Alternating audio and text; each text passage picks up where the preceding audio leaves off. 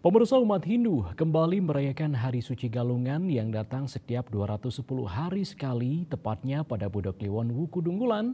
Secara filosofis, Galungan dimaknai sebagai hari kemenangan Dharma melawan Adharma.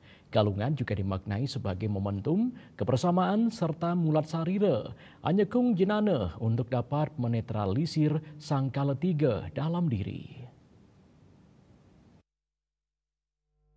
Sangkala tiga yang dimaksud yakni Sang Buta Galungan, Sang Buta Dungulan, dan Sang Buta Amangkurat. Sifat-sifat negatif sangkala tiga tersebut yang harus diperangi atau dibentengi dengan jenana atau ilmu pengetahuan.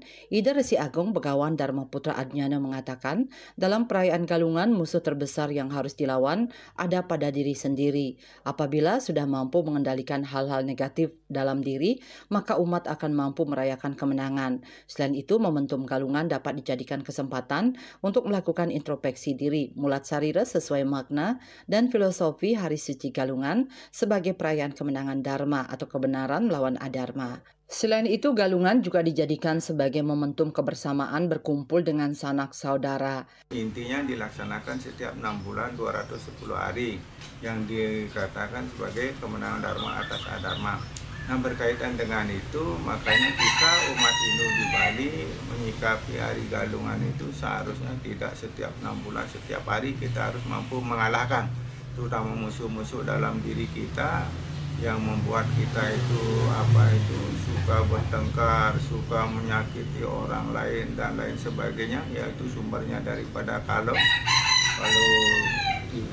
tiga itu yang perlu dihindari, dimenangkan di dalam proses kehidupan. Nah, berkaitan dengan Galungan, bagaimana kita menyikapi, jangan berhenti di dalam konteks upakara semata. Sebelum memperingati Hari Suci Galungan sebagai momen kemenangan Dharma melawan Adharma, umat sejatinya harus menundukkan sifat-sifat Adharma dalam diri, yakni angkara murka, momo, loba, tamak, iri hati, dendam, nafsu duniawi, serta sifat negatif lainnya. Sehingga dalam merayakan Hari Suci Galungan, kebahagiaan dan kedamaian dapat dirasakan setiap umat. Sukma, Bali TV.